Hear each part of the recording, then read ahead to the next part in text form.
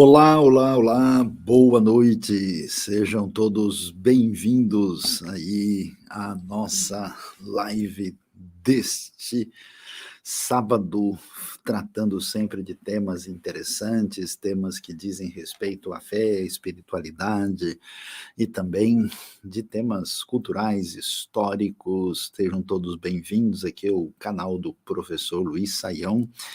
E hoje nós vamos conversar, né, sobre um tema que certamente aí mexe com a cabeça e o coração e a família de todo mundo, né? Nós temos um tema polêmico, controverso, que envolve uma série de fatores, que é a questão do divórcio, né? Nós temos hoje uma realidade bastante complexa no mundo de hoje, né? Porque nós temos tantas famílias, tanta gente no mundo assim, onde, de certa forma, muita gente tem caminhado numa direção mais individualista, mais assim, vendo, né, a sua própria realidade, tem dificuldade de viver uma vida compartilhada. Isso traz um desafio para a gente, mas afinal de contas, para todo mundo que tem convicção cristã, todo mundo que luta, né, para ter uma relação familiar saudável, o que exatamente a gente encontra na Bíblia? Será que o divórcio é algo que a gente deve, assim, considerar? Cada um faz o que bem entender e está tudo certo? Ou será também que todo e qualquer divórcio deve ser visto do mesmo jeito? Então, todos são bem-vindos, é uma alegria ter vocês aqui. A gente já começa aí agradecendo, né, nessa nossa empreitada aqui do canal, com o apoio direto de Miriam e Luan.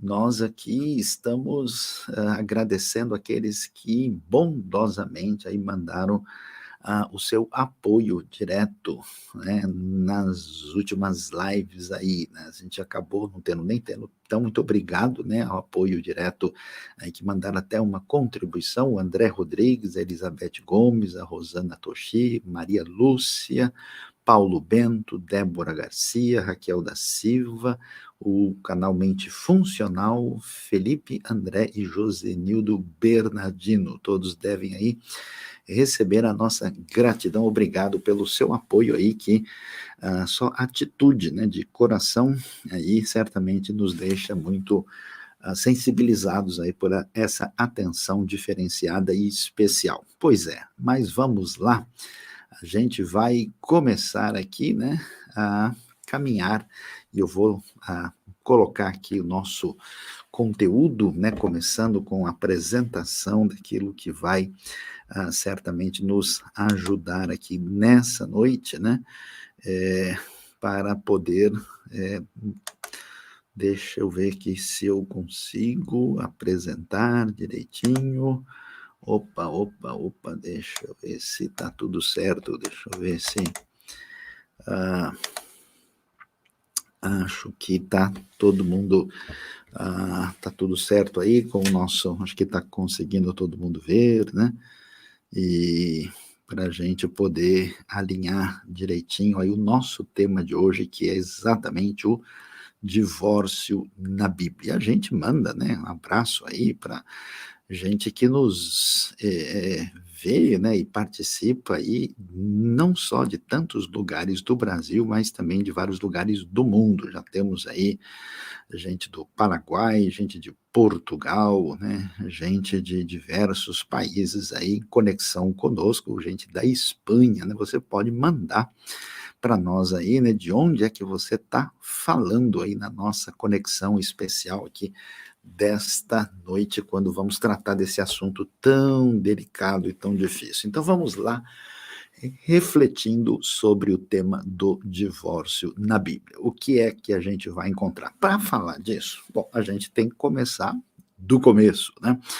E você pode se preparar aí, porque daqui a pouco nós teremos o nosso tempo especial dedicado às perguntas, às dúvidas, né, que todo mundo tem. Você pode também já indicando, né, a nossa live, o nosso encontro especial dessa noite para as pessoas aí que você quiser, que tem interesse, quer aprender mais sobre o tema. Quando a gente vai falar da proposta, né, que nesse contexto judaico-cristão, né, a gente começa vendo Gênesis, na narrativa que o texto traz sobre o casamento na criação. O que, que a gente encontra lá? Vamos dar uma olhada aqui para ver com atenção o que encontramos lá. Olha lá o texto de Gênesis, capítulo 2. O que, que nós vemos ali, né? O texto diz o seguinte, né, do verso 18 até o 24. Então o Senhor Deus declarou: não é bom que o homem esteja só, farei para ele alguém que o auxilie e lhe corresponda. Depois que formou da terra todos os animais do campo e todas as aves do céu, o Senhor Deus os trouxe ao homem para ver como esse lhes chamaria.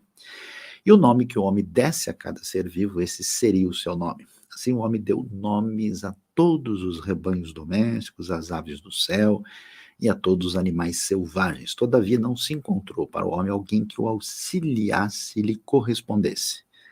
Então o Senhor Deus fez o homem cair em profundo sono. Enquanto esse dormia, tirou-lhe uma das costelas, literalmente do lado, né?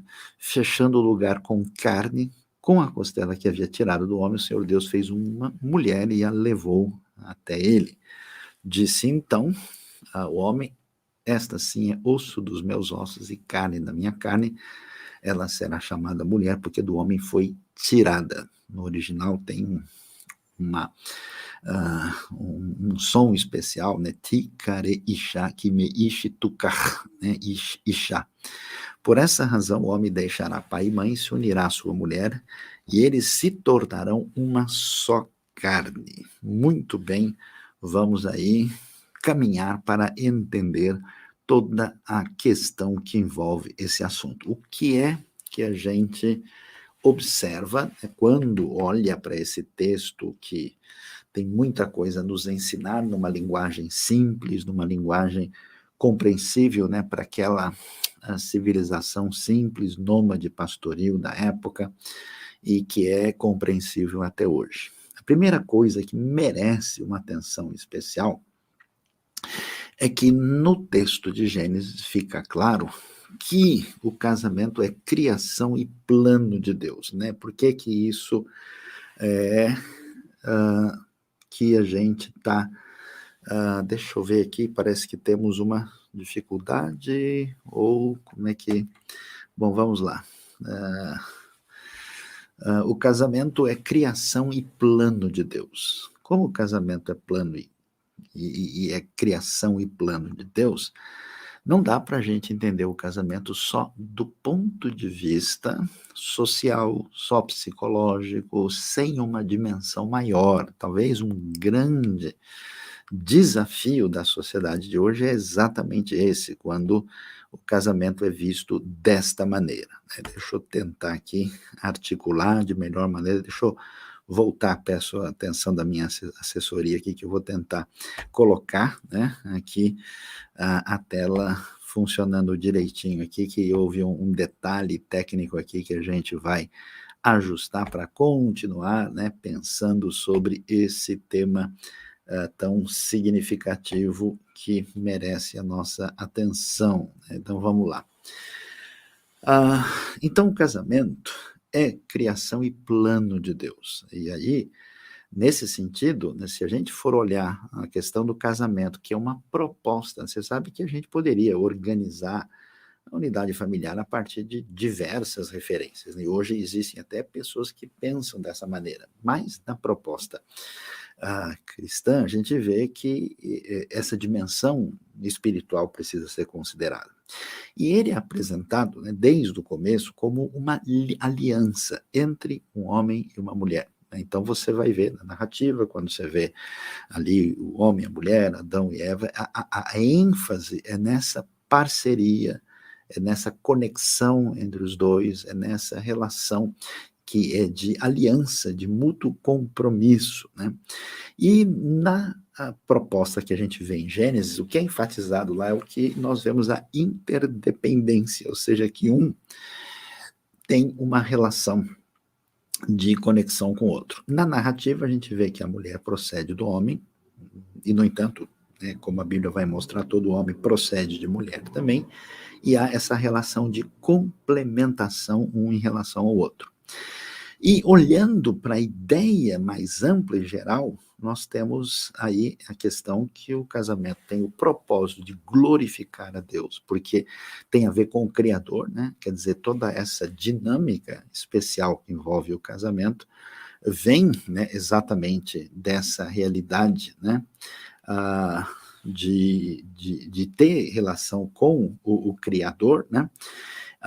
De trazer uma realização para as partes envolvidas, né? Então, quer dizer, a ideia é que essa relação de mutualidade é algo que beneficia os dois que estão envolvidos aí, né? Então, quer dizer, isso traz, né, uma relação proveitosa, valiosa, importante, significativa, né, que certamente tem toda a razão de ser, né? E claro, né, isso tem a ver com a realidade tem a ver com a questão da própria procriação, né? Claro, a gente talvez hoje não tenha isso como uma realidade assim mais assim importante, significativa, porque isso está fora assim, do escopo da necessidade maior, né? O mundo tem mais de 8 bilhões de habitantes, então pouca gente pensa nisso como, vamos dizer, a coisa mais importante a ser enfatizada. Mas quando a gente olha para a realidade do mundo antigo, a gente olha para a realidade como as pessoas tinham a sua vida limitada, né? E até mesmo outros fatores, certamente isso é um destaque importante que aparece no texto. E aí, o que é que a gente vê aí na ênfase que aparece? Por esta razão, o homem deixará pai e mãe, se unirá à sua mulher. Veja o destaque do verso 24 que aparece aí, né? As obrigações com os pais mudam diante da realidade da nova família, né? As duas palavras que são enfatizadas aí é deixar e se unir, né? Isso mostra para a gente que às vezes é uma coisa que até mesmo alguns pais não têm tanta sensibilidade para perceber, né, que quando os filhos se casam, né, eles têm que construir a sua própria vida, a sua própria família, né? E então, quando fala de deixar significa mesmo que a pessoa está indo para uma nova realidade a ser construída, e assim os pais têm que ser sábios, né? Porque alguns pais querem, às vezes, determinar a vida dos filhos quando eles precisam aprender a caminhar, né? Então é uma aliança que deve ser encaminhada dessa maneira. Aqueles que se casam devem se unir, né? Nós vamos ver como é que essa palavra lida, né, com a questão, e a gente tem que ver essa nova unidade que se estabelece. E aí a referência do texto é muito interessante, diz que eles se tornarão uma só carne, palavra basar no hebraico, né? Isso enfatiza alguns aspectos, né? Essa palavra, essa expressão é muito ampla. Ela se refere à união sexual que concretiza o casamento, porque a intimidade tem uma importância muito significativa, né? Porque as pessoas têm uma conexão pessoal, né, intensa, que permite essa relação de proximidade maior, né, e que não deve ser desvinculada da afetividade da questão física. Por isso que a união sexual tem, ela no pensamento bíblico é uma coisa que a gente pode chamar assim meio que sagrada, né? Ela se refere aos filhos concebidos no casamento, até porque, né, os filhos são exatamente o resultado concreto dessa união dos dois, né, ao relacionamento espiritual e emocional, né? Quer dizer, se as pessoas têm uma conexão uma com a outra, né, e essa relação do marido com a mulher é algo que não tem conexão de fato pessoal, emocional, espiritual, aí a coisa fica muito, né, desfocada da proposta original. E também é uma coisa interessante, todo mundo que se casa, né, se casa com alguém que não é da sua família. que veio de um outro ambiente, tem uma outra história, né? Mas a partir dessa relação que fica sendo uma só carne, a pessoa agora se torna concretamente, ainda que não seja de sangue, um parente próximo, né? Um parente, os dois são conectados de uma maneira muito particular. Então, é muito interessante tudo isso que a gente observa aí. Então, quando a gente olha para isso, alguém lendo o texto bíblico de uma maneira não muito apropriada pode chegar à conclusão que a ideia bíblica nos traz uma sugestão de uma inferioridade feminina. Então, o que a gente observa de fato no texto? Porque a maior parte das versões vão traduzir a palavra do original, a palavra hebraica ezer, como auxiliadora, como ajudadora, alguma coisa desse jeito. Mas a palavra auxiliadora que está lá, ela não tem um sentido de inferioridade. Auxiliadora não quer dizer que aquele que ajuda, aquela pessoa que auxilia é inferior, mas fala, na verdade, que a força do auxiliado é insuficiente sozinha. Não dá. Para a gente entender como isso é claro, é que quando a gente fala em português, né, a palavra auxiliar, ajudante, né, a gente já tem uma ideia de uma pessoa subalterna. Mas para você entender como isso é diferente no texto original da Bíblia, nós temos no Antigo Testamento Deus sendo chamado de o nosso auxiliador. O Senhor é o meu ajudador. Salmo 33, verso 20. Essa palavra que se usa para falar do auxílio divino é a mesma usada para falar da mulher. O texto hebraico original chama de Ezer Kenegdo, ou seja, aquele auxílio que se encaixa perfeitamente, e Deus é chamado da mesma maneira. Então, a ideia, na verdade, é de companhia indispensável, né?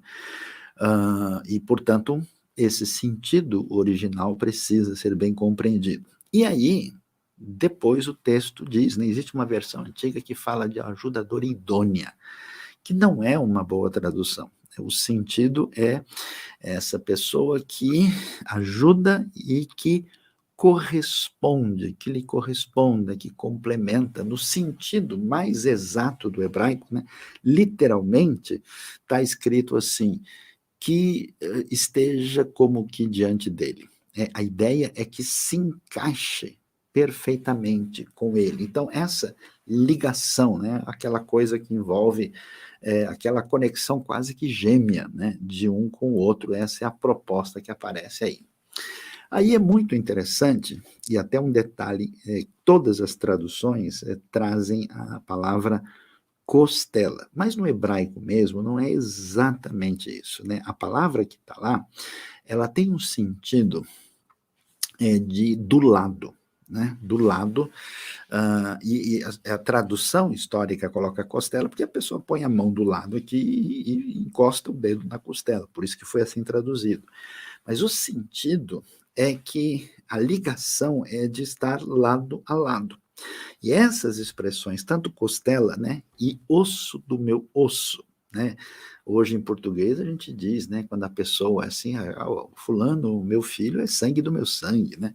É uma coisa parecida, é carne da minha carne, né? No hebraico antigo, é uma forma poética que fala de uma expressão que falava da maneira comum de falar de uma fórmula tradicional de parentesco, né? Então vamos aí prosseguir, né? Muita gente conosco aí na live, uma alegria, né? Um abraço aí para Irã e Bárbara que estão conosco e para toda a turma aí de diversos cantos do Brasil e do mundo que estão na nossa sintonia nessa noite de aprendizado aqui no canal. Agora, o que acontece? Assim como a Bíblia mostra para gente, numa linguagem muito ampla e especial, que todo mundo, em todas as épocas, consegue captar a sua mensagem, que o ser humano tem uma origem, e essa origem está em Deus, está nesse mistério inexplicável diante de nós, ela também presta atenção àquilo que envolve os nossos problemas. Por isso a Bíblia vai falar de uma coisa que é chamada de queda, quer dizer, toda essa dimensão limitada e frágil que atinge o ser humano. Quando a gente olha a narrativa da queda, o que é interessante para a gente perceber bem? Que o texto bíblico mostra que a razão, e até olhando para o mundo antigo, que a situação da mulher se tornou historicamente tão desfavorável, né, é porque isso está relacionado com o pecado e a queda no mundo, né? E aí a gente vê essa situação e precisa compreender um texto. Um abraço aí para a Lucivânia de Paulo Afonso, que está ligada conosco aí, também gente da Flórida. Então, o que a gente observa com clareza aqui, né? A gente vê uma descrição que a queda traz uma ampliação de sofrimento e de dor. Quer dizer, a proposta original era que a vida não fosse, né, tão marcada por esse sofrimento significativo, né?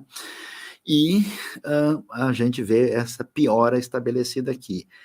A gente vai ver que é depois da queda, né, que o texto diz dessa coisa que descreve muito do mundo antigo, e em muitos contextos está presente até hoje, é a relação, que a relação original era de complementaridade, a relação original era de conexão, era desse auxílio complementar, mas agora o texto diz, né, que o teu marido te dominará, inclusive descreve, né, a realidade, mas isso não é visto, né, como uma coisa que é desejável, mas como um problema que se estabelece nas relações humanas. E por isso, né, aparece a expressão hebraica teshukatecha, né, que é o teu desejo será para o teu marido, mas ele te dominará.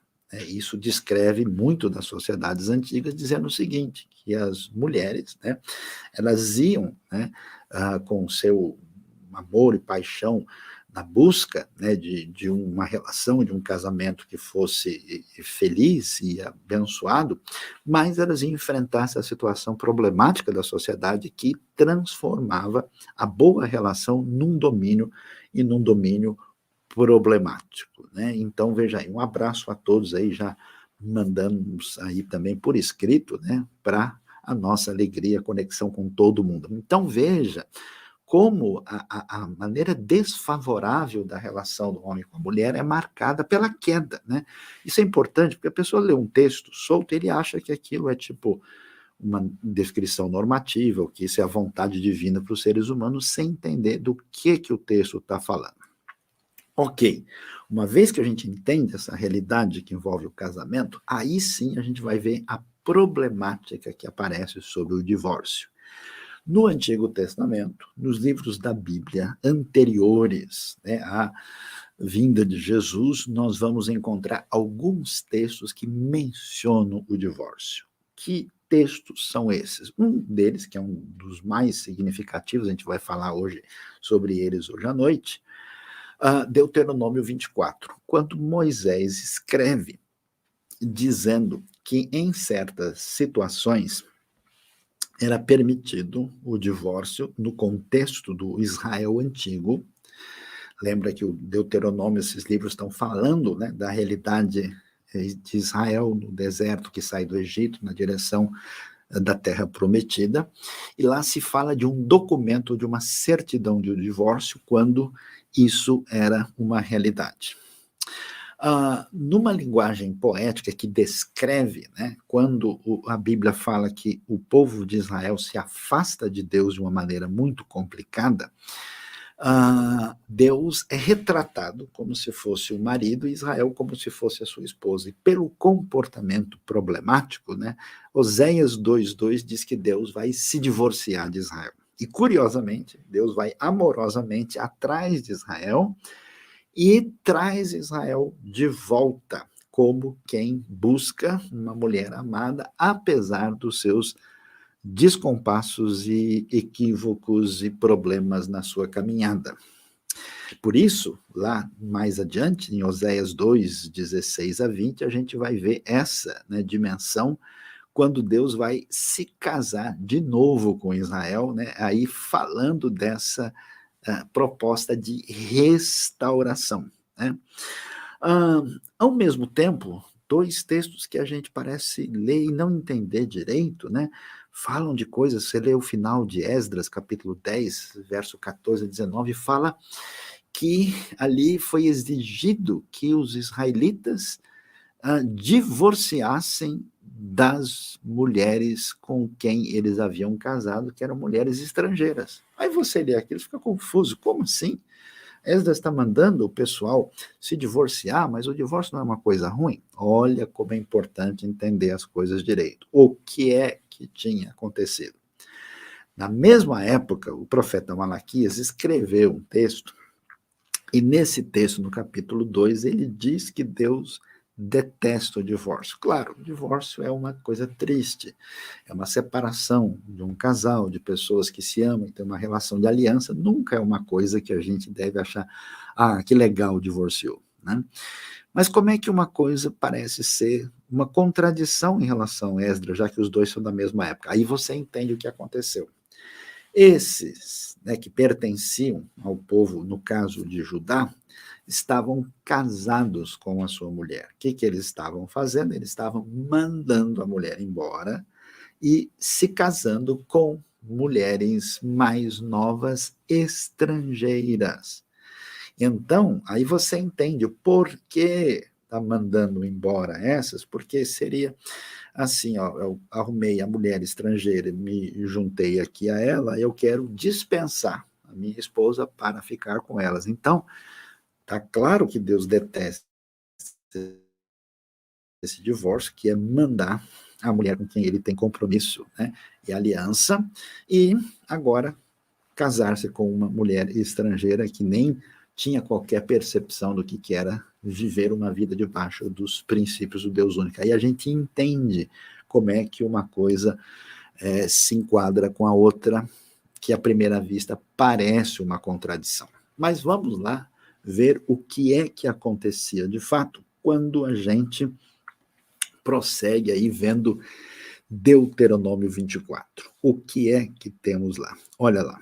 Se um homem casar-se com uma mulher e depois não a quiser mais, por encontrar nela algo que ele reprova, ele dará certidão de divórcio à mulher e a mandará embora. Se depois de sair da casa ela se tornar mulher de outro homem, e esse não gostar mais dela, lhe dará certidão de divórcio e a mandará embora. Ou se o segundo marido morrer, o primeiro que se divorciou dela, não poderá casar-se com ela de novo, visto que ela foi contaminada. Seria detestável para o Senhor, não tragam pecado sobre a terra que o Senhor, o seu Deus, lhes dá por herança. Então vamos tentar entender isso, né? Divórcio nunca foi uma coisa desejável, nunca foi uma coisa que foi proposta, sempre era uma tentativa de resolver um problema insolúvel na relação matrimonial. E aí o texto vai, então, dizer que ele tinha encontrado alguma coisa muito problemática na mulher. Então, aí no caso, quando ele tinha encontrado isso, ele tinha condições de, vamos dizer, romper o vínculo matrimonial, dando um documento à mulher divorciada. Mas, como uma coisa muitas vezes tinha o perigo de virar uma bagunça, a pessoa lá separava, e depois juntava com outro, aí depois, não, peraí, não é bem assim, deixa eu voltar, não, quero de volta. Então, para não virar essa roda viva problemática, o texto diz, olha, se a pessoa fez isso, não vai, depois, né, de viver com alguém, pegar e trazer a pessoa de volta. Isso que era impedido aqui. E então, como a gente vê isso, agora, com esse entendimento de tudo que aparece no Antigo Testamento, vamos ver como é que, quando a gente chega no Novo Testamento, na época de Jesus, dois elementos merecem atenção, que era tanto o ensino que Jesus fez a respeito do assunto, como o ensino do apóstolo Paulo, que muitas vezes não é muito bem compreendido. E aí, o que nós vemos? Em Mateus capítulo 5, logo depois de Jesus ter falado, né, sobre a realidade aí do que envolve o Sermão do Monte, né, que é tão emblemático, importante, significativo, ele vai mostrar como a proposta do reino de Deus que está presente nas bem-aventuranças, qual é a diferença da caminhada de uma pessoa que está no reino em relação aos demais, nos vários assuntos que envolvem a vida e a espiritualidade. E aí, quando a gente lê, né, sobre isso, Jesus vai falar também sobre o divórcio. E aí, o que que ele diz? Ele vai dizer o seguinte: foi dito, fazendo uma referência aqui, Deuteronômio 24, que a gente olhou aqui agora há pouco. Aquele que se divorciar de sua mulher deverá dar-lhe certidão de divórcio.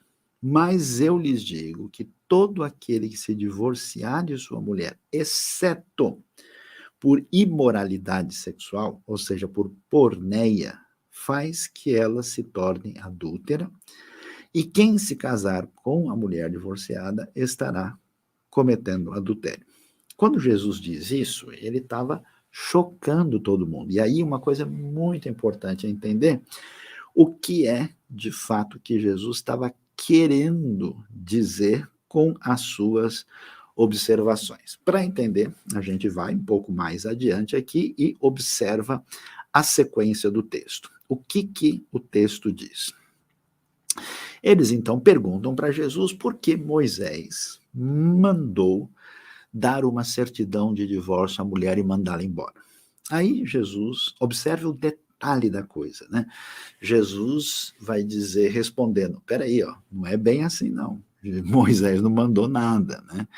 Moisés permitiu que vocês se divorciassem de suas mulheres por causa da dureza de coração de vocês. O que quer dizer isso?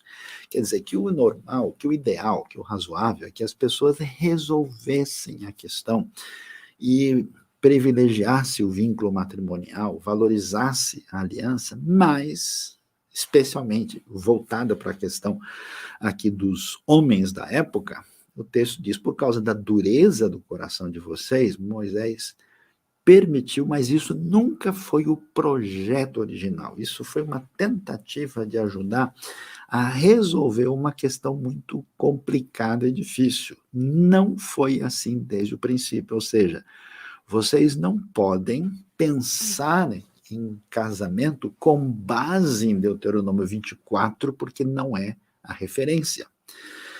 Vocês têm que olhar a coisa desde o princípio.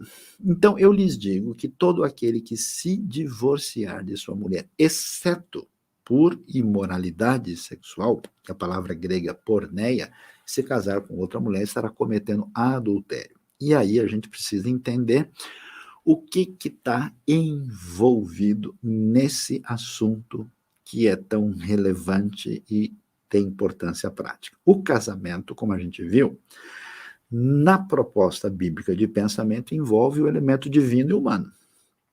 Não é uma coisa simplesmente, né, porque quando a gente limita o casamento, né, a uma percepção de uma coisa que é meramente vista do ponto de vista pessoal, psicológico, individual e social, de fato, as pessoas simplesmente fazem o que muitas vezes eu já vi na minha vida, a pessoa diz, não, olha, mas agora eu não estou mais com vontade, então eu não quero mais prosseguir.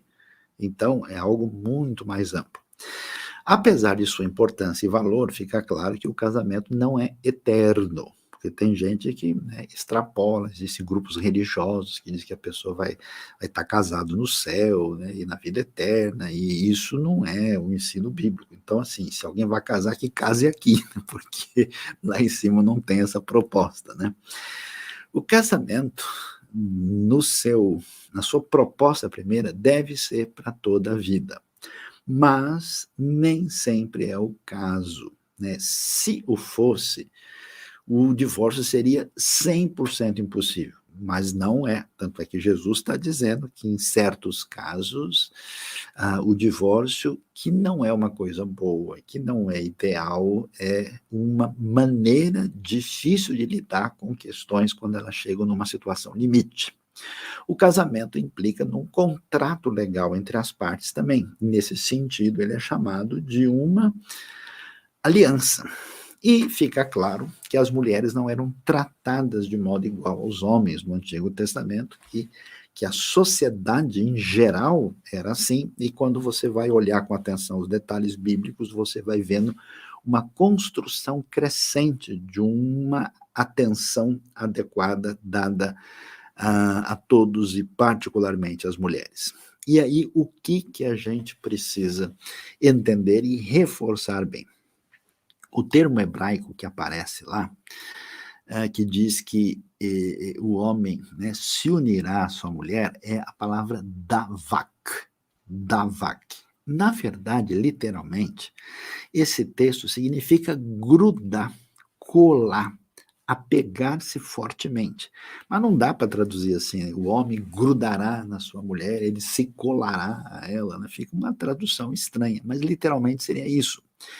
Isso sugere que a conexão, que a ligação entre os dois é tão forte que não existe separação que não seja traumática. Ou seja, a coisa é muito importante e é séria. Como a gente mencionou, para reforçar mais uma vez, né, a palavra tradicionalmente traduzida por ajudador em Gênesis 2 não implica em inferioridade. Você que chegou agora na live, depois no começo, isso foi tratado com detalhes. O adjetivo que aparece em algumas versões, idônea, é melhor traduzido porque lhe corresponde, tem o sentido de complementação no original. Essa expressão, né, uma só carne, não tem o sentido apenas físico, isso envolve também o aspecto psicológico, o aspecto pessoal, é uma dimensão relacional muito mais ampla e profunda. Agora vamos ver, né, porque Mateus 19 fala do assunto, a gente também vai ter isso aparecendo em outros evangelhos, o tema também chega a ser ventilado, né, e nos evangelhos sinóticos, então vamos entender como é que o tema foi tratado por Jesus em função do contexto histórico, literário e teológico. Primeira coisa importante, o divórcio era comum e fácil na ocasião. Então, é isso que precisa ficar. Jesus não está falando de um divórcio, que era uma coisa que podia acontecer, não. Era um problema enfrentado dentro da realidade da sociedade da época. E também, o que precisa ser reforçado é que Jesus vem aqui colocar o homem e a mulher em pé de igualdade, né? Por que que isso é importante? Porque quando a maior parte das pessoas lê um texto bíblico, particularmente como esse, elas entendem o texto do ponto de vista meramente de mandamentos a serem obedecidos, como se a Bíblia fosse um livro e que tivesse referências que estão preocupadas só em dizer para a gente onde é que você pisa, se está certo, se está errado, né? É uma redução a Bíblia, né, a mensagem de Deus, a um código de ética. Ela é muito mais do que isso. Então, quando Jesus está tratando a questão, ele não está simplesmente dizendo, pessoal, olha, desse jeito aqui é o jeito certo, do outro jeito é errado. Ele está tratando de uma realidade onde as mulheres têm uma situação de grande desvantagem. Na época, entre os judeus, nenhuma mulher, por exemplo, podia divorciar-se do marido. Então, ela estava numa situação de vulnerabilidade muito nítida. Quando nós lemos Mateus 5 e Lucas 16, lá nós vamos os textos anunciando a ética do reino. E que estava fazendo o quê? Questionando o literalismo dos fariseus da época e estão falando do espírito da lei e do ideal de Jesus. Então, esses textos estão dizendo, como é que vocês devem abordar a lei de Deus e entender o que significa misericórdia, o que significa tratar a coisa com foco de ajudar, em vez de entender a coisa mal direcionada pelo tipo de literalismo religioso da época. Vale lembrar também que a poligamia, naquela época, era tolerada pelos judeus. E, na verdade, o Antigo Testamento nunca condenou abertamente. É um tipo de organização social antiga que, com o tempo, vai ficando claro que o projeto da criação primeiro de Deus era o que realmente valia. O pecado no divórcio fica claro que está relacionado com quem quebra os votos do casamento. Essa que é a questão, porque senão as pessoas com a mente meio direcionada de modo diferente, acabam achando que existe alguma coisa negativa e ruim na sexualidade em si. O problema é quebrar a relação dos votos. A certidão de divórcio dada pelo marido trazia uma frase que permitia à mulher um novo casamento, já que, né, no contexto judaico isso acontecia com frequência. Isso é importante, né, que as mulheres nesse contexto, ao serem, vamos dizer assim, divorciadas dos seus maridos, elas nesse contexto podiam casar de novo. E aí a gente precisa entender o que estava acontecendo na época de Jesus. Havia dois tipos de pensamento judaico na época dos rabinos, e duas escolas chamavam a atenção. Uma é a escola de Hillel e outra de Shammai, né? E eles discutiam sobre a questão do divórcio. E o que eles falavam, né? A questão era a interpretação das escolas. A escola de Hillel acabava aceitando o divórcio por qualquer motivo. Existe uma expressão lá no texto hebraico de Deuteronômio 24, né, que quando o indivíduo achasse algo extremamente sério, algo reprovável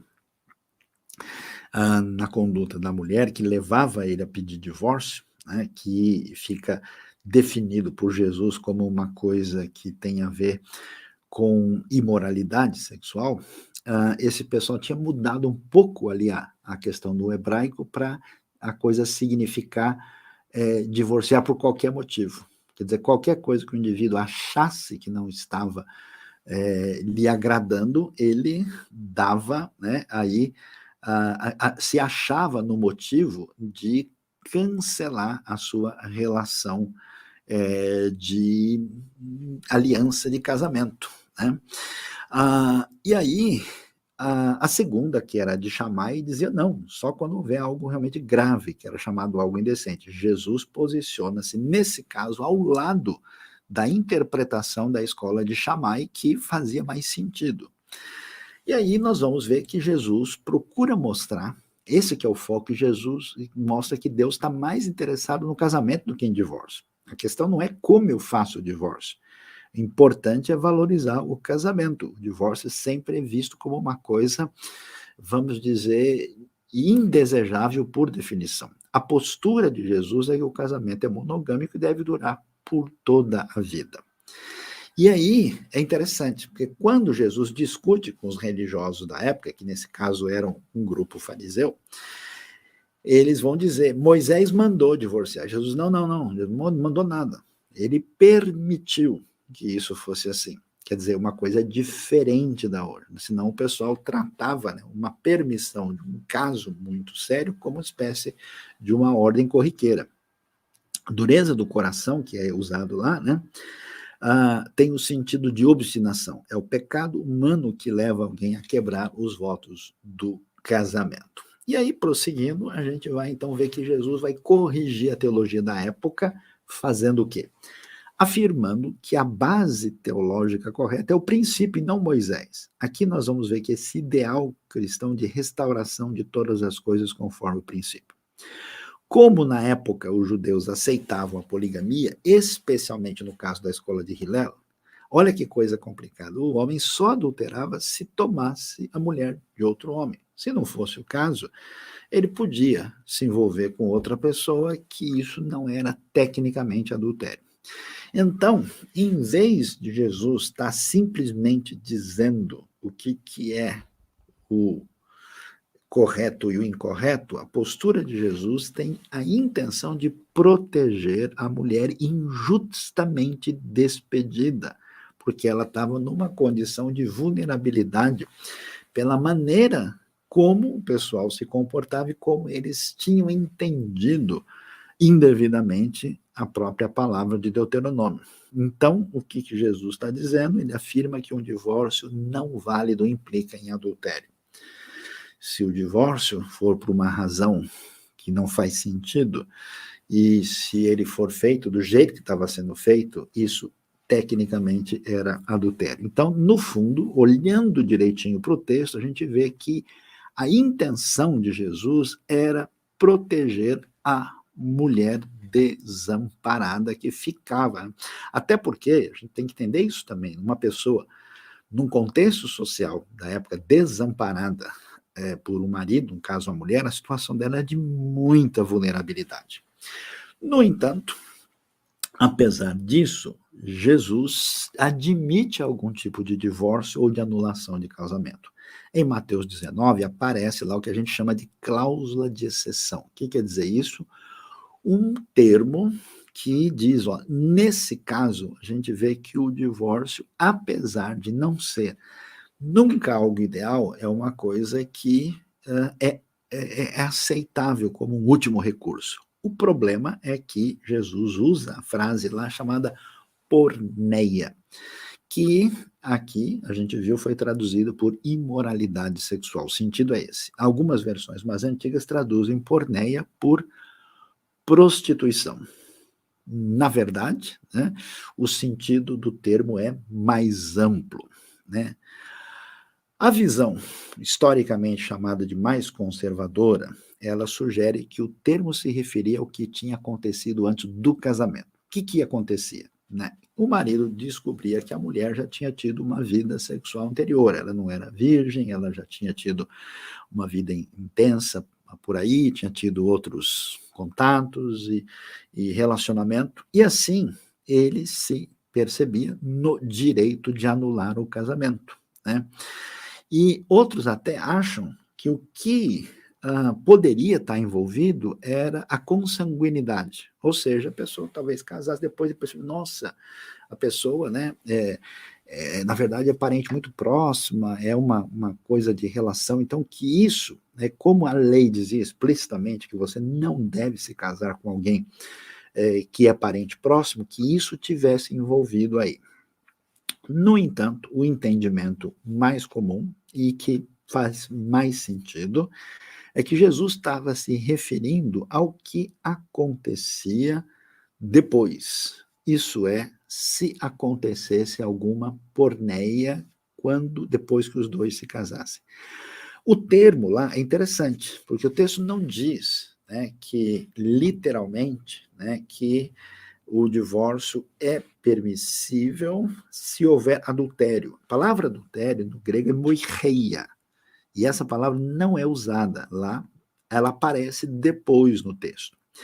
O motivo que entende que por que um divórcio seria um último recurso numa situação problemática, nós vamos ver, né, que o significado é amplo e tem um sentido que envolve outro tipo de imoralidade sexual. O que a gente consegue perceber e entender aí?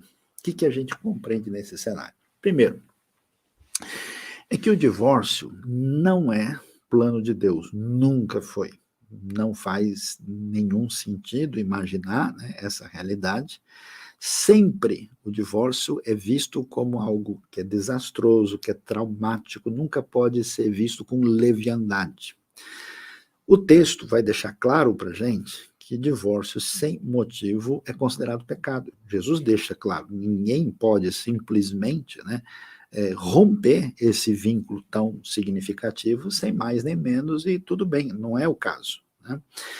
Deve-se evitar o divórcio e procurar, de toda maneira, a praticar o perdão, sempre, mesmo, o texto não está dizendo, ó, se houver qualquer dificuldade nessa área, a gente joga fora e acabou. Não, a pessoa pode até fazer isso como o seu direito, mas sempre em qualquer situação, a busca de restauração é sempre o melhor caminho. Só deve haver divórcio em último caso. O divórcio é permitido, no texto de Mateus 19, em caso de porneia. E aí a gente precisa entender e vamos falar sobre isso, né? O divórcio permitido incluía direito ao novo casamento. Quando isso acontecia no contexto judaico, a gente sabe que essa realidade estava presente, o novo casamento estava vislumbrado aí nessa situação. E fica claro que há esperança para um divorciado e para quem peca. 2 exemplos chamam a atenção. Um é o caso da mulher samaritana, João 4. Observe como é que Jesus trata da situação.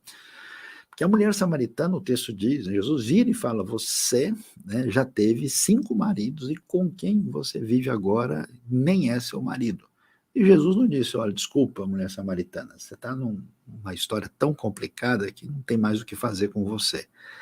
Ele anuncia, né, a realidade do reino de Deus, do Messias, ela abre o coração, ela evangeliza a cidade. Então a gente vê essa coisa importante de ler e estudar a Bíblia quando a gente apresenta, né, a referência normativa de Deus do lado da proposta misericordiosa e redentiva da pessoa que entrou por um caminho indevido. E a mesma coisa com a mulher adúltera. A mulher adúltera, inclusive, é muito interessante a história, porque vocês veem o que acontece lá em João 8, né? O pessoal traz a mulher, surpreendida adultério, mas ela estava adulterando sozinha? Como assim? Quem que consegue adulterar sozinho? Então, cadê o indivíduo que estava junto? Veja que ele não aparece. Então, aparece só a mulher. Então, ali já tem um caso enviesado, né? E você vê que, no fundo, era uma tentativa de fazer Jesus cair em contradição, para Jesus questionar alguma coisa ligada à lei, para eles poderem utilizar isso contra Jesus. E a gente sempre, em qualquer caso, deve se observar a situação específica da pessoa que tem qualquer situação desse tipo e o nível de responsabilidade da pessoa, né? É muito diferente uma pessoa consciente, responsável da sua caminhada e uma pessoa muito imatura, muito jovem, que acaba sendo encaminhado numa direção indevida. Então vamos lá agora compreender por que a permissão. O que está aparecendo aqui sobre isso? O divórcio era permitido, conforme vimos em Mateus 19, em caso de porneia. Geralmente, a porneia fica claro como a gente vê, como está envolvido com imoralidade sexual de pessoas que se casaram, no caso de adultério. Porneia traz a ideia de romper o voto de fidelidade no próprio casamento. Então, é isso que era a referência fundamental. E aí, por que a realidade da porneia faz sentido? Porque preste atenção, se alguém é casado, né, aí tanto faz se é homem, se é mulher, e convive com um cônjuge que tem uma vida de libertinagem, que está caminhando em todo quanto é direção, então como é que a pessoa pode manter um nível de convivência íntima com essa pessoa? Então o divórcio é visto como um remédio amargo aplicado para que alguém não viva em poligamia. Essa que é a questão, porque se a pessoa vive com alguém que tem uma vida promíscua e libertina, na verdade ela está vivendo uma vida poligâmica. Então, no caso de uma pessoa querer permanecer dessa maneira, aí a ideia é, nesse caso, a solução menos ruim é o divórcio. É nesse sentido que a coisa é apresentada. Agora, a pergunta é, até onde a gente pode entender que existe uma coisa inadequada, indecente, um rompimento? Porque qual é o sentido da porneia?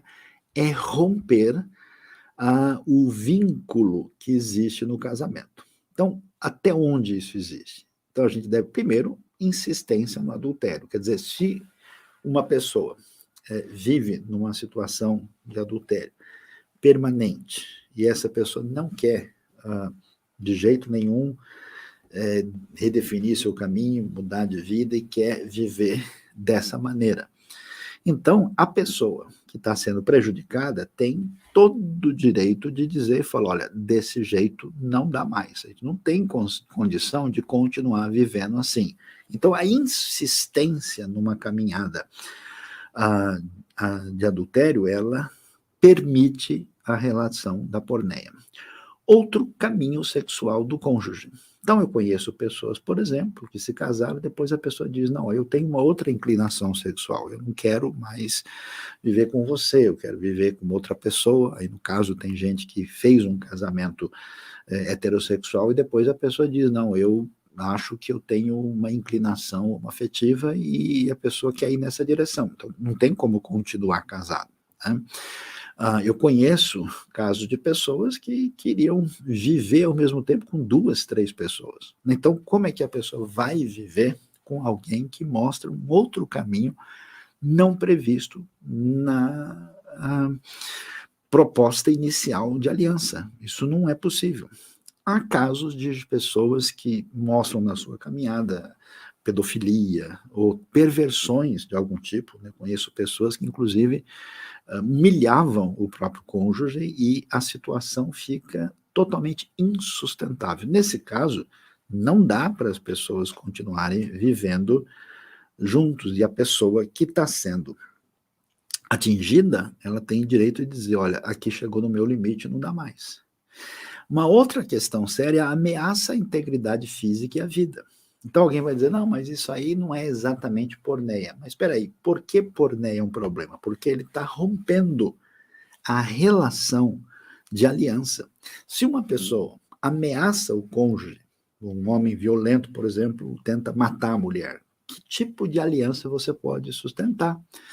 Eu conheço casos em que as pessoas foram, vamos dizer, levianas na hora de lidar com isso, e a pessoa realmente acabou tirando a vida do outro. Então, nesse caso, faz sentido. E em alguns outros casos, a gente pode pensar no assunto. Por exemplo, negligência, quando um não está nem mais aí para o outro. Eu conheço pessoas que foram embora de casa, foram para outro lugar, ficaram 1, 2 anos, até casos de abandono, né, completo mesmo, né? E até pessoa que tem uma caminhada de negação íntima. Então, nesses casos, a gente precisa perguntar, avaliar se isso é condição para prosseguir nessa caminhada, porque, de fato, vai muito fora daquilo que envolve a proposta original.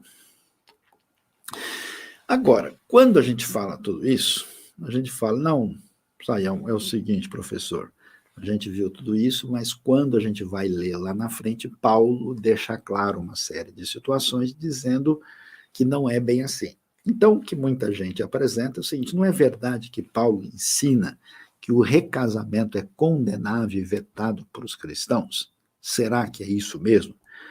Então, tem algumas perguntas, né, que a gente já está encerrando a nossa caminhada aqui para abrir espaço para as perguntas que a gente precisa ver. Então vamos ver o que Paulo diz em 1 Coríntios 7. Ele diz o seguinte, aos casados dou este mandamento. Olha que coisa que chama a atenção, que a gente diz, nossa, não eu, mas o Senhor, que a esposa não se separe do seu marido. Que história é essa? Não sou eu que estou dando, mas é o Senhor que está dando o mandamento. Mas se o fizer, que permaneça sem se casar, ou então reconcilie-se com seu marido. E o marido não se divorcie da sua mulher. Aos outros, eu mesmo digo, não o Senhor. Como assim? Paulo uma hora fala que é ele, outra hora fala que é o Senhor? Se o irmão tem mulher descrente e ela se dispõe a viver com ele, não se divorcie dela. E se uma mulher tem marido descrente, e ele se dispõe a viver com ela, não se divorcie dele, pois o marido descrente é santificado por meio da mulher, e a mulher descrente é santificada por meio do marido. Se assim não fosse, seus filhos seriam impuros, mas agora são santos. Todavia, se o descrente separar-se, que se separe. Em tais casos, o irmão ou a irmã não fica debaixo de servidão. Deus nos chamou para vivermos em paz. O que a gente precisa entender? O contexto de 1 Coríntios é muito diferente do que nós vamos ver nos evangelhos. O problema aqui, isso veja bem, quando a gente lê um texto bíblico, a pergunta que precisa levantar é o que é que o texto está respondendo? Qual é a pergunta que é levantada lá? O problema aqui era casamento misto. Por quê? Porque Corinto é uma cidade pagã, Corinto tinha um templo de adoração a Afrodite, onde tinha prostitutas cultuais, sacerdotisas de Afrodite, era um ambiente, e as pessoas agora que receberam a fé em Cristo falavam, peraí, eu vou continuar casado com uma pessoa pagã que adora esses ídolos? Ou será que esse negócio não dá certo e é melhor eu me separar e talvez casar de novo? Então o problema é, devo eu ficar casado com uma pessoa que tem uma fé e uma maneira de ser totalmente diferente de mim? O cristão deveria abandonar o cônjuge pagão? Essa era a pergunta. Por quê? Se a gente não entende a pergunta, a gente não entende a resposta. Então, com base em 1 Coríntios 7:1, o que a gente vai ver? Parece que alguns não queriam ter relações íntimas com o cônjuge descrente. Isso sugere desejo de separação. 1 Coríntios 7:1 trata desse assunto. O casamento misto sempre foi condenado no contexto judaico. Por exemplo, os filhos eram tidos como ilegítimos. Até hoje, a tradição judaica tem uma questão de dificuldade. Quem é que é filho no sentido legítimo para ser percebido dentro do contexto da tradição? Havia a mesma dúvida aqui. Alguns cristãos achavam que deveriam separar-se para ter filhos considerados santos, considerados realmente dentro dessa aliança que existia na relação com Deus. E aí, o que a gente precisa entender? Primeiro, Paulo afirma, isso aqui digo eu, não o Senhor, não é que ele está dizendo que ele diz uma coisa e o Senhor diz outra. O que ele está dizendo é o seguinte, ele está dizendo, ó, o que eu estou falando aqui, o Senhor Jesus já falou. Você vai encontrar isso onde? Nos evangelhos. Agora, o que eu estou dizendo aqui não está escrito nos evangelhos. Eu estou falando como apóstolo. Então, não é que tem uma autoridade do Senhor e outra opinião de Paulo. Não. Aqui, o que eu estou dizendo não está em Mateus 19. Eu estou ensinando com autoridade apostólica sobre um assunto a respeito do qual Jesus não se pronunciou nos evangelhos. Então, Paulo é muito prático aqui. No versículo 9, por exemplo, ele vai tratar, a razão era a lei romana, porque a lei romana era muito liberal com o divórcio. E assim como acontecia no contexto judaico, os romanos não estavam muito preocupados. Muitos abandonavam o cônjuge. O verso 10 ordena que a mulher não se separe do marido.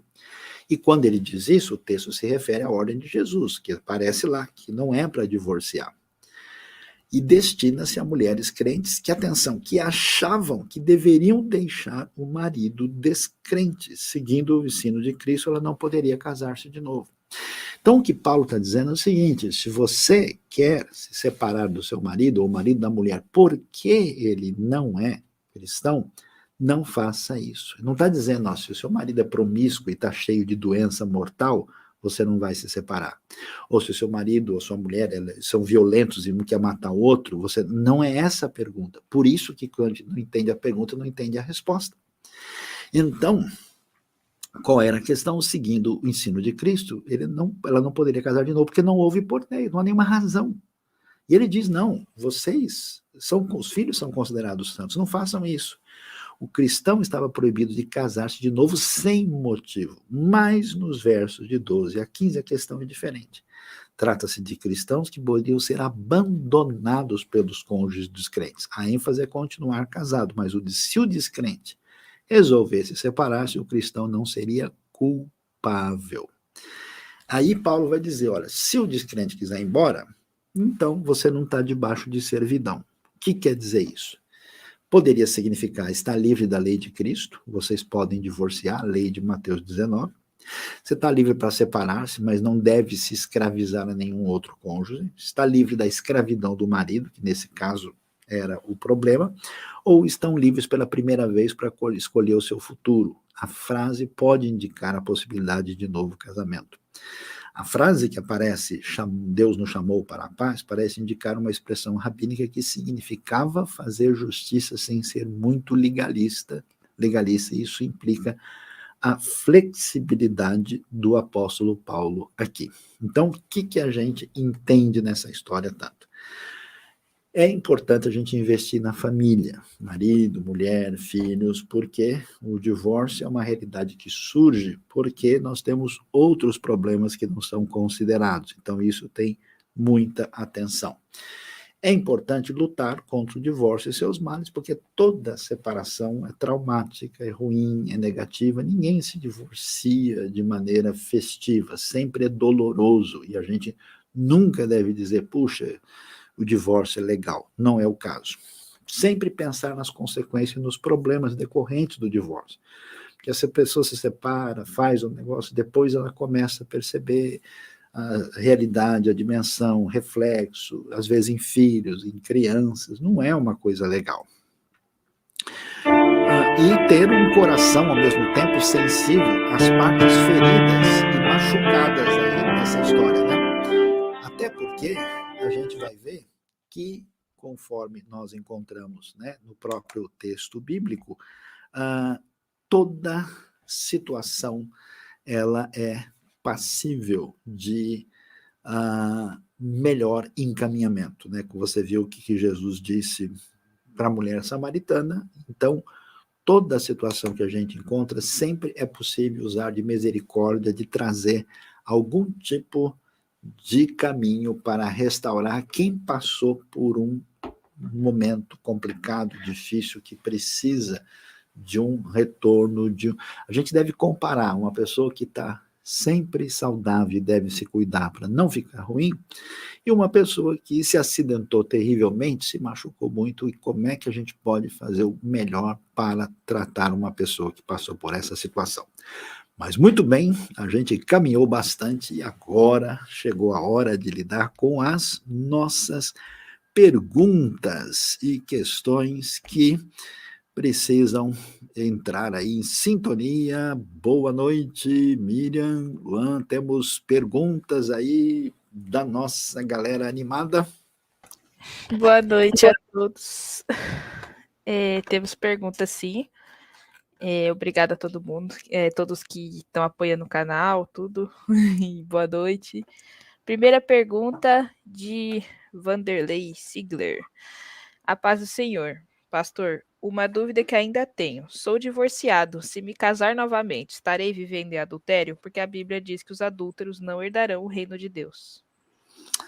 Muito bem, Vanderlei, obrigado aí pela sua pergunta. Então, veja só, toda vez que acontece um divórcio, a gente não pode simplesmente olhar o divórcio apenas como divórcio, né? Precisa ver a situação envolvida. Existem divórcios em que a pessoa, vamos assim dizer, é o responsável maior por esse divórcio. E tem casos em que um divórcio acontece onde a pessoa, digamos assim, é uma parte inocente no processo. A pessoa não tem uma culpa direta. A gente pode dizer, não, mas a pessoa também participou, também errou. Sim, mas existe sempre a diferença entre quem age de uma maneira a romper o vínculo e aqueles que têm uma responsabilidade menor.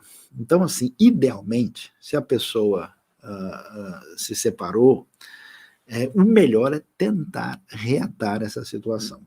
Caso isso não seja possível, e muitas vezes não é, não, porque a pessoa já casou com outro, já está nessa situação assim, a gente não tem condições de reatar. Então, assim, é a pessoa que se separou, está totalmente proibida de se casar? Na minha opinião, não. Como eu disse, quando Paulo fala sobre isso em 1 Coríntios 7, ele não está dizendo que aquela situação se aplica a todas as questões. Ele está respondendo aquela pergunta. Então, o que a pessoa deve fazer no meu entendimento? Né? Se você entende que você errou muito no seu relacionamento anterior, você deve resolver isso diante de Deus da pessoa. Então, onde está o seu erro, você pedir perdão, né? E se você já está envolvido numa outra situação, então, mantenha essa situação que você está agora, coloque isso diante de Deus, se arrependa, até porque tem gente que já se encontra, como a mulher samaritana, ela já estava no 6º relacionamento, e Jesus não disse, olha, no seu caso não tem mais o que fazer, né? Então, conserte a sua vida no ponto que você está, acerte a sua situação diante de Deus, tem alguma coisa para reparar, faça isso, né? Porque uma pessoa que errou e se arrepende, ela está disposta a corrigir, né? A gente tem, por exemplo, indivíduos, eu conheço homens assim que abandonaram e eles devem uma pensão para a mulher, para os filhos, e tem uma série de coisas que ele tem que corrigir, e a pessoa tem que ser responsável por isso.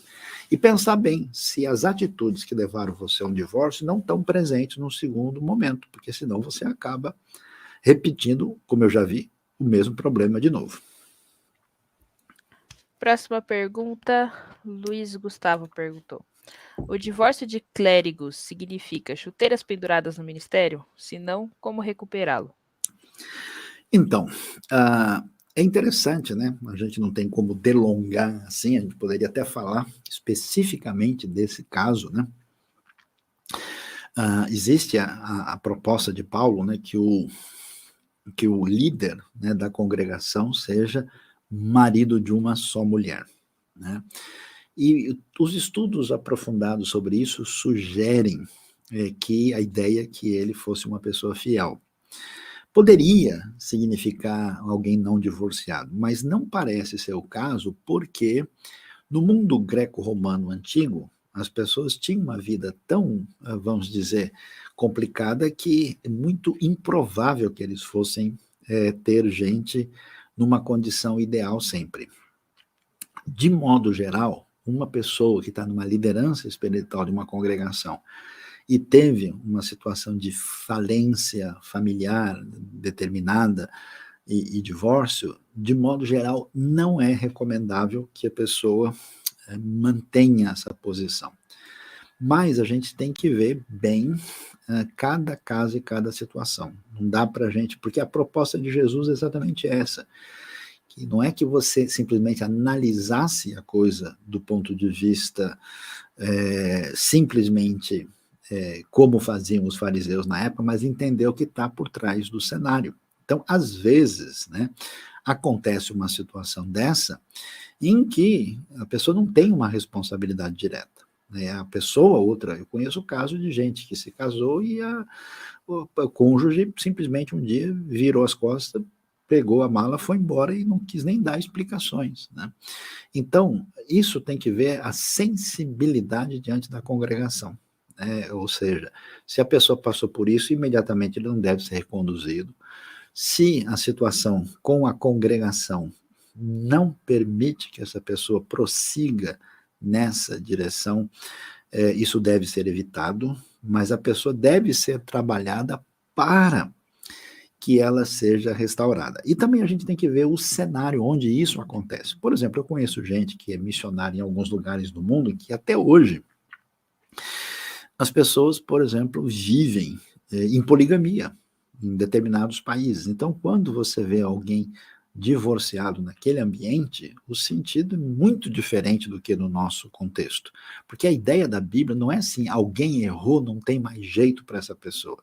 A questão é quais são os desdobramentos desse erro para o bem-estar da comunidade. Então, assim, de modo geral, não é recomendável.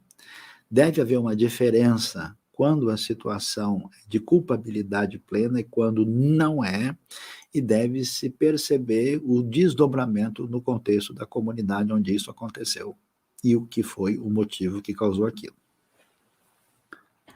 Tem uma conversa rolando no chat, a história da Alcina Maria, uma irmã dela que está passando por uma situação difícil, que o marido trai e ele tem até uma segunda família, uma amante, filhos, e ele passa dias na casa da esposa e dias na casa da amante. E ela perguntou aqui algumas vezes, teve uma certa conversa sobre essa situação, se ela poderia se divorciar e casar de novo, se é saudável que ela fique nessa situação, se ela deveria sair, enfim, o que você acha?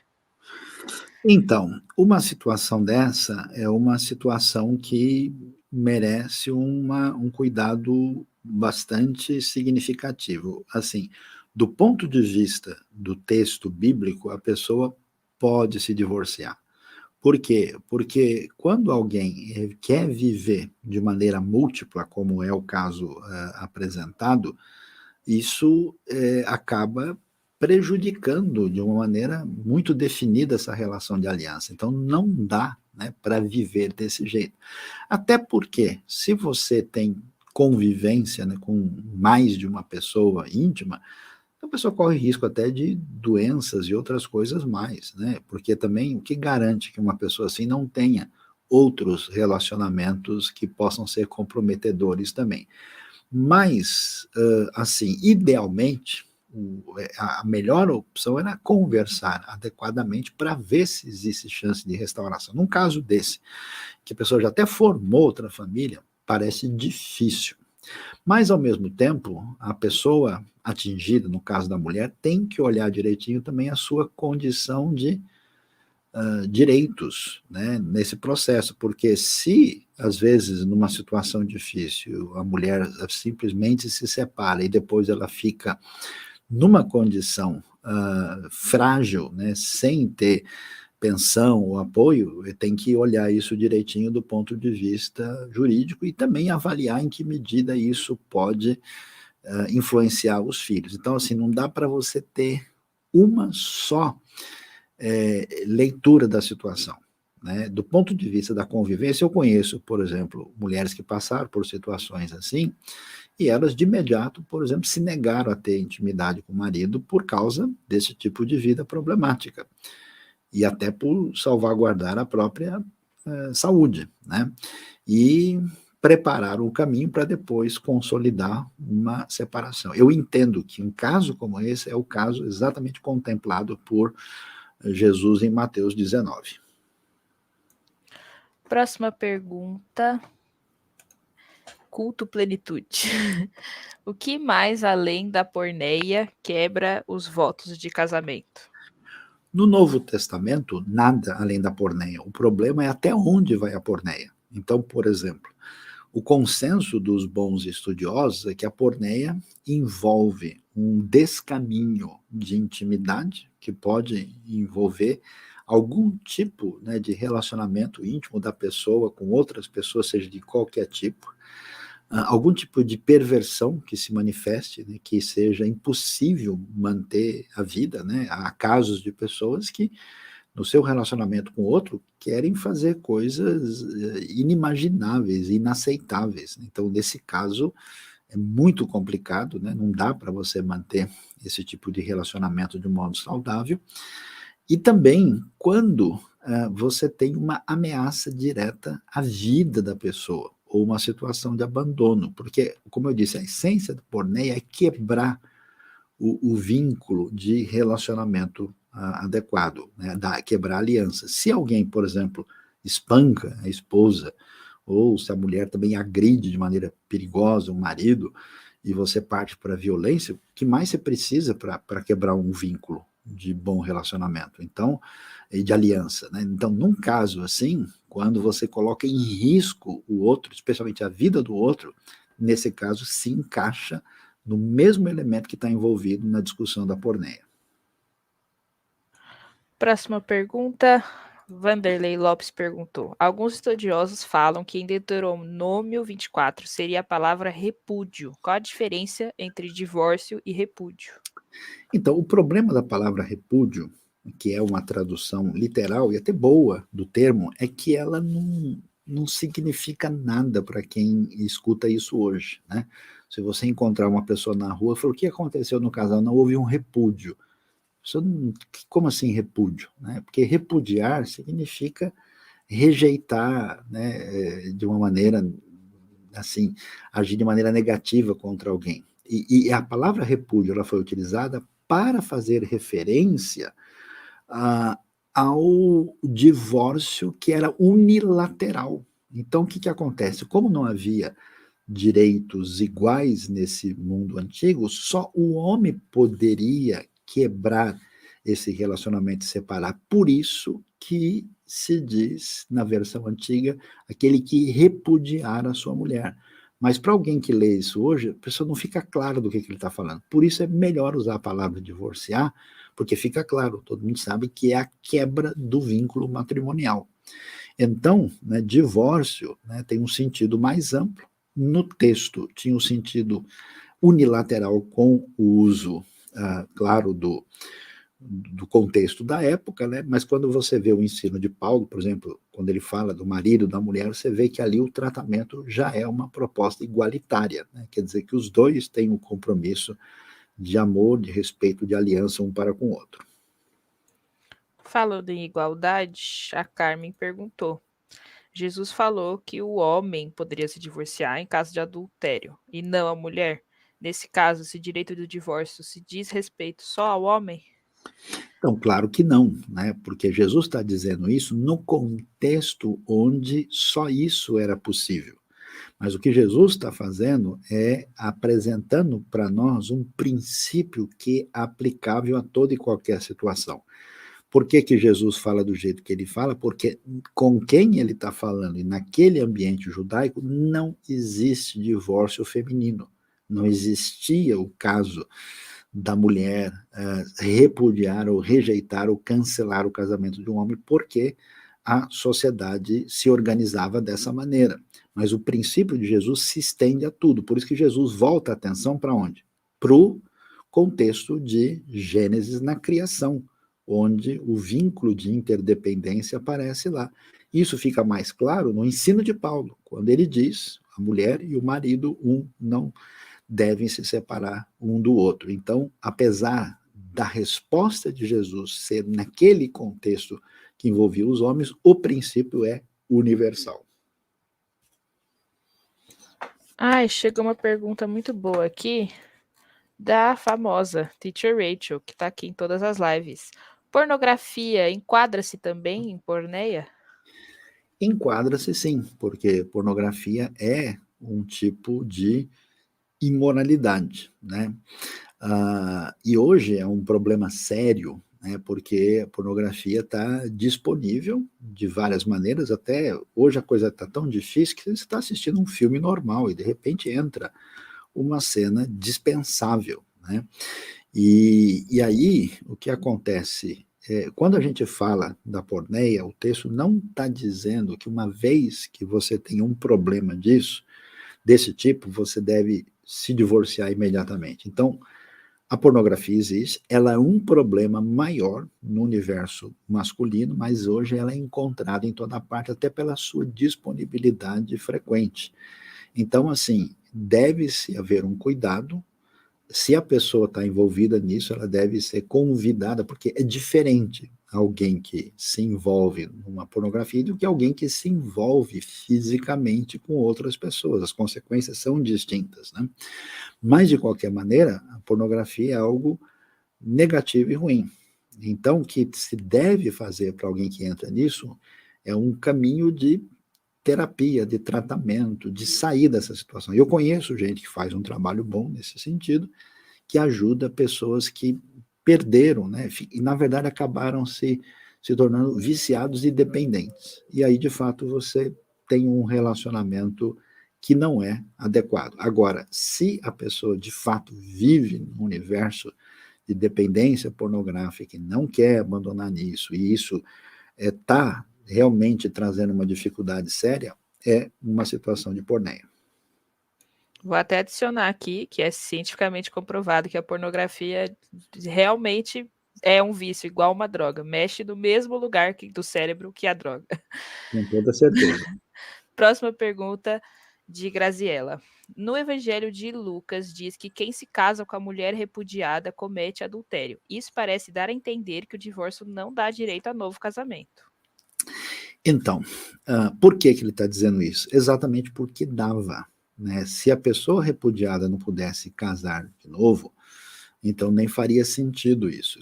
Porque o documento de divórcio da época, a certidão, ela liberava a pessoa para casar de novo. O que Jesus está dizendo é que quando alguém rompe o vínculo, né, matrimonial, sem motivo, a pessoa que casar de novo comete adultério.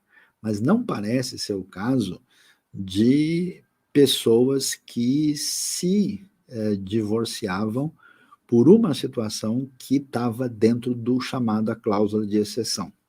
Isso não parece ser o caso, e até uma situação prática difícil. Por exemplo, né, até tem uma pergunta interessante que a Sheila apresenta aqui, se bestialidade é motivo de divórcio, né? Quer dizer, envolvimento sexual com animais, um negócio até grotesco de mencionar, né?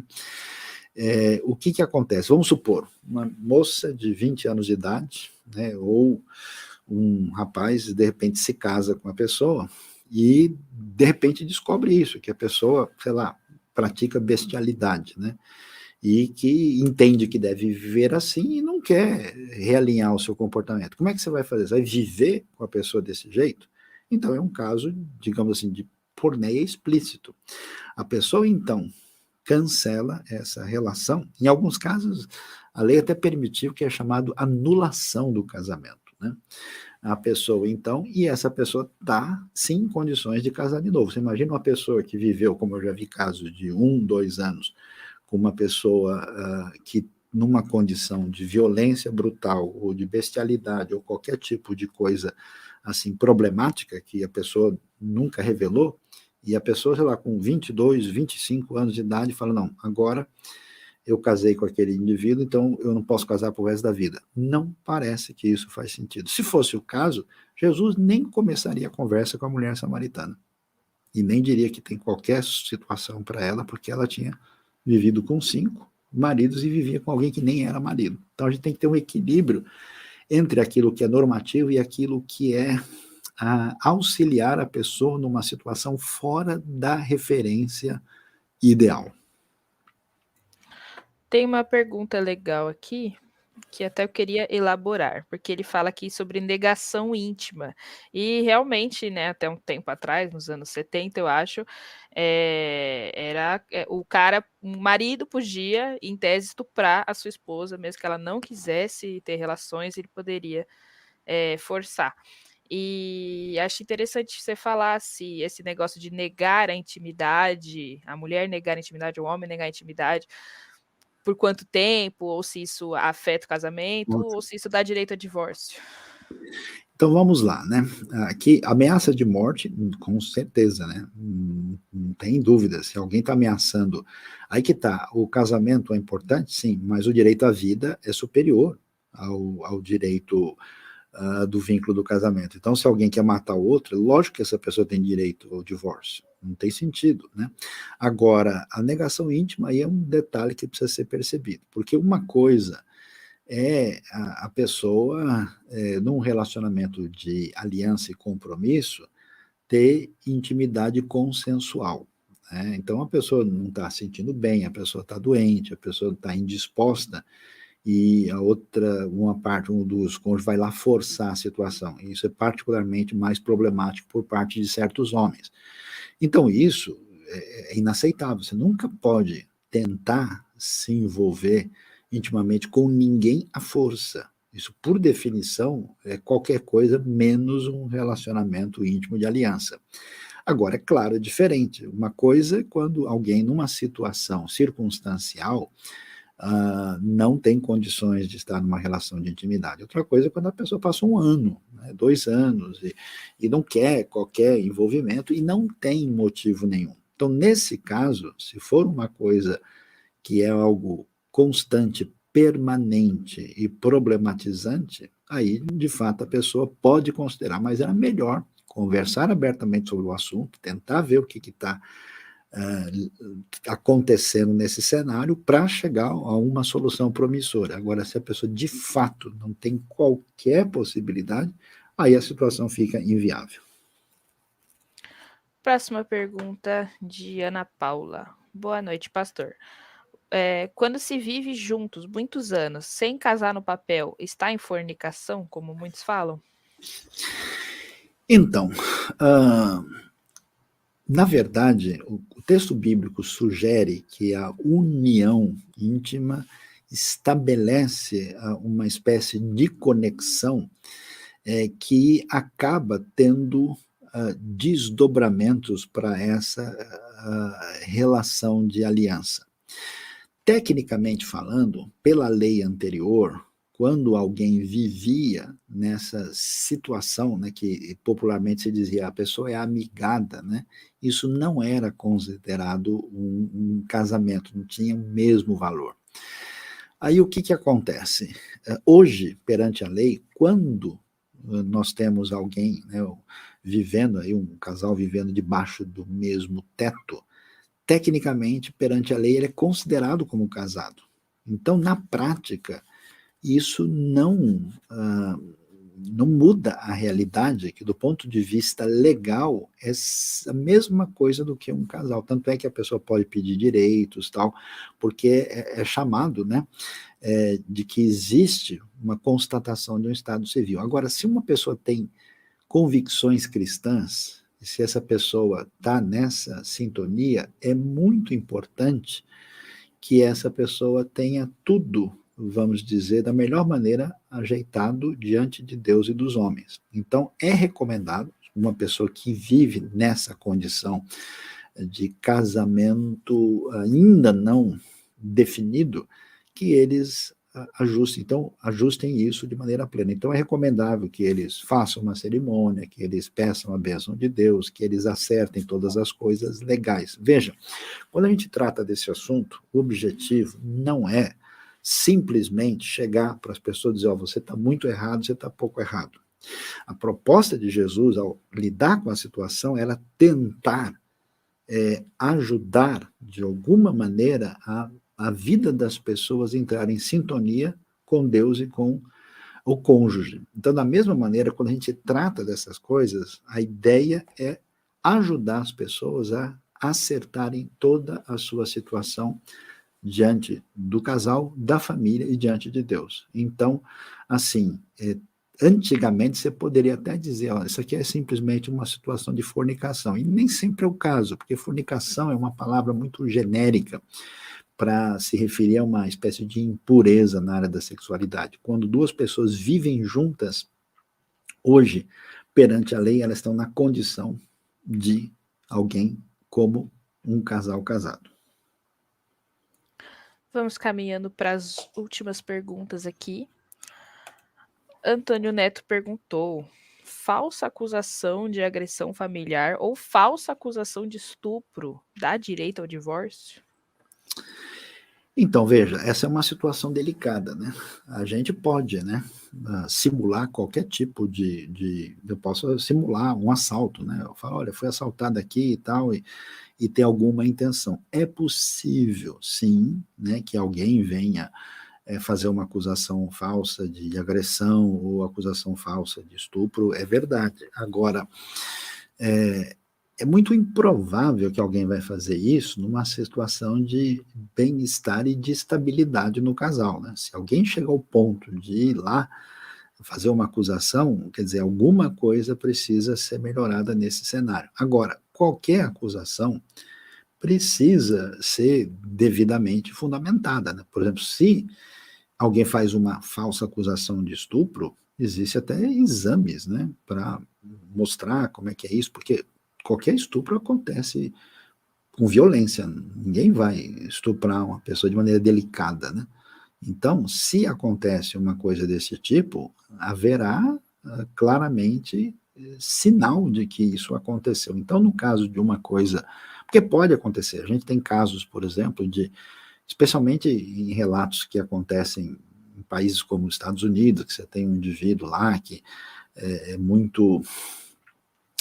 tem muito dinheiro, que é uma pessoa, né, como é chamado, celebridade conhecida numa área ou outra, e que eu vi até de um esportista lá que veio uma moça lá visitá-lo e ela tinha intenções de processá-lo com interesses financeiros. Acontece isso, não é a maioria dos casos, mas acontece. Então, nesse caso, a pessoa tem que ter aí condições, né, de lidar com a coisa diante da lei, né, e para que evite uma situação dessa. Por outro lado, também é muito grave, muito sério esse tipo de acusação, né, e eu acho que ela só acontece mesmo com gente muito mal intencionada ou com pessoas que, de alguma maneira, abriram um caminho de ruptura no casal a ponto de chegar a uma situação dessa. A Leif A20 fez dois comentários grandes aqui que eu me interessei. Saião, você disse que o casamento não é forever and in heaven. A Bíblia sugere que no mundo vindouro a humanidade continuará se relacionando entre homem e mulher. Deixa claro que não ou deixa em aberto. Se sim, dá para imaginar como serão esses relacionamentos? Se as pessoas irão se casar, mas não necessariamente com quem elas foram casadas nessa vida. Essa é uma pergunta que eu penso muito, porque eu tenho um casamento muito maravilhoso e eu quero muito acreditar que eu nunca me separaria. Como funciona o casamento no céu? O que Então, acontece?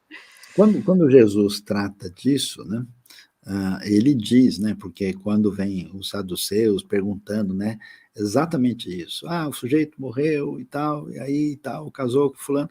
E no céu, vai ser casado com quem? A resposta de Jesus no céu: vocês serão como os anjos, que não se casam, não se dão em casamento, tá?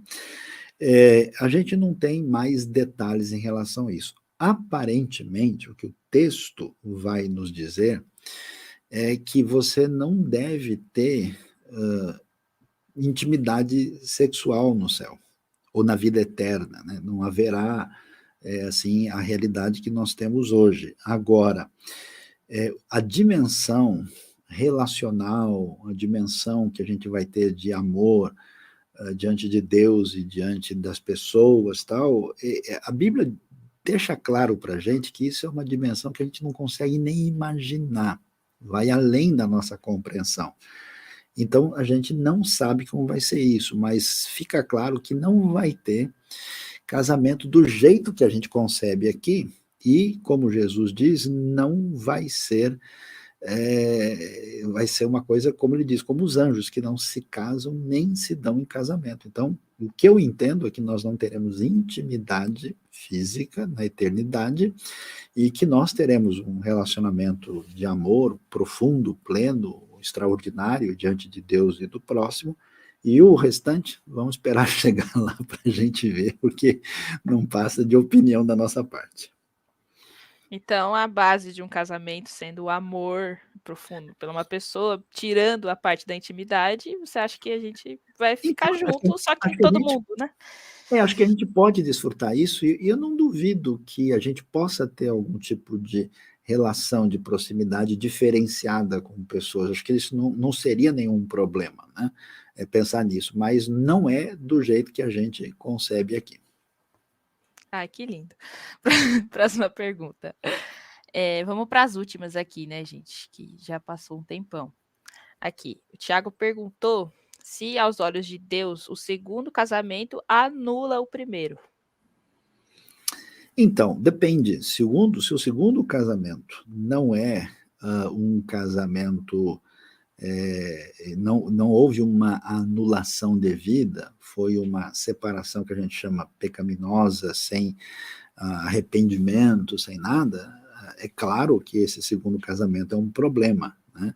Agora, se esse segundo casamento envolve um redimensionamento da vida por um caminho correto de arrependimento e de restauração, isso é aceitável diante de Deus. Nenhum texto na Bíblia vai dizer se anula ou não anula, né? Mas a gente tem que entender o seguinte: a nossa proposta de vida é caminhar debaixo das diretrizes e do amor de Deus. A gente muitas vezes não vai prosseguir da maneira ideal. A pergunta é: o que acontece com alguém quando essa pessoa tem algum descaminho na vida, com intenção ou sem intenção? A pergunta é: está tudo perdido, não há o que fazer?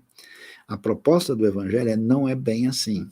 É possível, ao máximo possível, restaurar a situação de uma pessoa, o que ela pode fazer. Então, você vai ter pessoas na vida.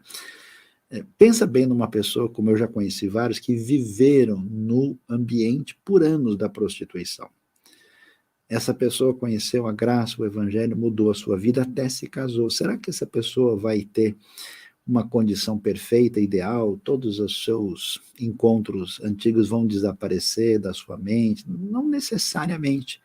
Mas é como alguém que machucou, quebrou a perna, mas agora essa pessoa restaurou, essa pessoa conseguiu curar, ele voltou a andar. Então a gente tem que sempre pensar nessa proposta terapêutica de ajudar as pessoas a um reencontro de caminho diante de Deus e do próximo. Então, não é o adequado o raciocínio, anula ou deixa de anular, mas o que eu posso fazer com a minha vida daqui para frente em função de um entendimento melhor da minha relação com Deus. Certo, vamos para a última pergunta, que já está tarde. Cláudia Kaká perguntou: Para os divorciados, no qual já tiveram família, hoje ter relação antes do segundo casamento, o que o senhor aconselha?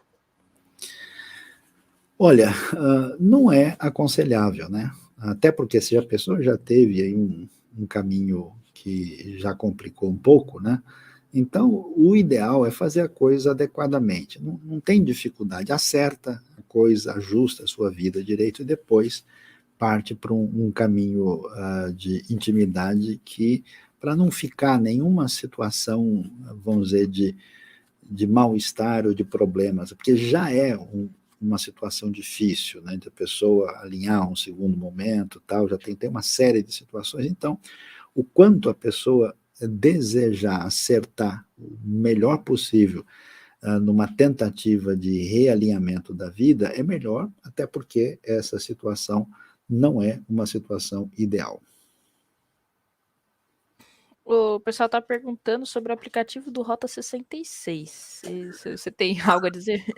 Sim, a gente tem o aplicativo do Rota, ele está disponível, né? Você pode ter acesso sem problema nenhum. É um aplicativo que não tem custo, né? Ele é colocado disponível para quem desejar, né? E é muito útil.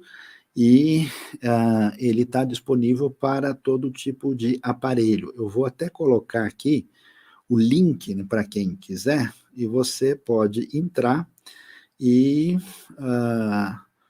colocar aí a sua, né, baixar para o celular, né, e ele está disponível aí, né, como eu coloquei, isso aqui é mais para o Android, e você pode ter acesso, né, ao conteúdo do Rota 66, que, aliás, está sendo traduzido para 14 línguas diferentes. Já está disponível em espanhol, em mandarim, e está sendo traduzido para várias línguas num projeto global para o mundo todo. Vamos agradecer o pessoal que mandou doação de apoio para o canal. Muito obrigada. Madison Luiz, Fabiana Maria, Iranilson Santos e Carmen Gomes. Muito obrigada. Muito bem, eu quero agradecer de coração a todos. Veja, a gente apresentou o nosso enfoque aqui, nem todo mundo precisa concordar com tudo, a gente trouxe uma série de informações, né, adequadas, né, para você pensar, refletir, né. A gente entende que há certas situações de você pode ter uma opinião diferente, estudar sobre o assunto, mas o nosso objetivo é trazer conhecimento, trazer informação mais ampliada, reflexão sobre os vários aspectos, e a gente agradece demais a sua participação. Nosso canal tem vídeos diários sobre temas que envolvem espiritualidade, que envolve fé, que envolve cultura, história, linguística, teologia, filosofia, e vocês serão sempre bem-vindos, né? Pedimos aí que divulgue o canal, né? O pessoal que não está inscrito, se inscreva, e agradecemos aí o nosso apoio técnico da Miriam e do Luan, que são os responsáveis aí por toda a nossa parte de organização, né, do canal do Saião. Um grande abraço para todos, boa noite, para alguns, boa madrugada aí, obrigado aos vários ouvintes de diversos países aí, né, e também de todo o Brasil. Boa noite, bom descanso a todos. Obrigada, Adri, pelo superchat. Obrigado. Boa noite. Obrigado. Um grande abraço.